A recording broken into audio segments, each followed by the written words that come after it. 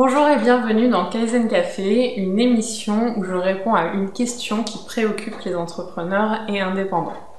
Et la question dont je voulais vous parler aujourd'hui, c'est une question qui m'est en fait bien plus souvent posée qu'on ne pourrait le croire, qui est: est-ce que je devrais avoir un seul site web ou plusieurs sites web pour mes différents projets ou différentes choses qui m'intéressent?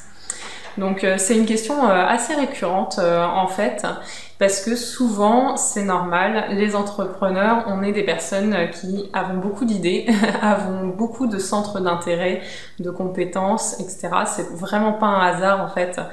Si on est arrivé là, c'est aussi qu'on rentrait pas forcément tout à fait dans les cases du salariat. Et du coup, voilà, c'est une question qui se pose, et mes clients, en tant que créatrice de site web, me l'ont souvent posée. Et du coup, je voulais vous apporter un peu ma perspective sur le sujet, tout en gardant en tête en fait qu'il n'y a pas de bonne ou de mauvaise réponse, mais on va y revenir. Donc tout d'abord, j'aimerais quand même souligner une chose qui est vraiment très importante, c'est que créer un site web, bâtir l'audience qui va autour, donc non seulement le trafic, mais peut-être aussi les communautés qui vont avec sur les réseaux sociaux, les listes mail associées, créer le contenu, faire une proposition de valeur, etc., etc., référencer le site sur les moteurs de recherche. Tout ça, c'est vraiment quelque chose qui demande beaucoup de travail. Et du coup, à chaque nouveau site, c'est la nouvelle quantité de travail qui va avec. Donc, plus vous multipliez le nombre de sites que vous avez, plus potentiellement vous multipliez en fait les efforts et le temps à passer dessus. Du coup, si vous êtes un entrepreneur qui débute, ou que vous n'avez pas encore tout à fait le revenu que vous espérez grâce à votre business, ça peut être vraiment beaucoup d'efforts à faire, et un effort qui n'est pas consacré vraiment très spécifiquement au fait d'aller vers des clients potentiels, au fait de proposer vos services, etc., etc. Du coup, voilà, je modérerai l'enthousiasme à faire plusieurs sites, en vous disant que voilà, c'est vraiment une multiplication importante des efforts, et du coup, il ne faut le faire que si vous êtes extrêmement motivé. Ce qui me fait arriver à mon second point.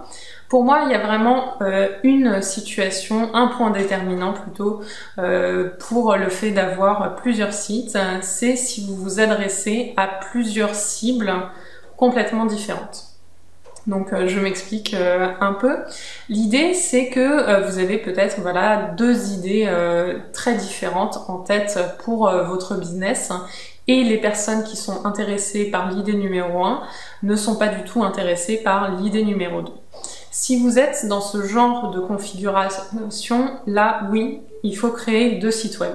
Parce que sinon, vous allez vraiment perdre vos visiteurs, qui ne vont être intéressés par exemple que par la moitié de ce que vous avez sur votre site. C'est absolument pas le but.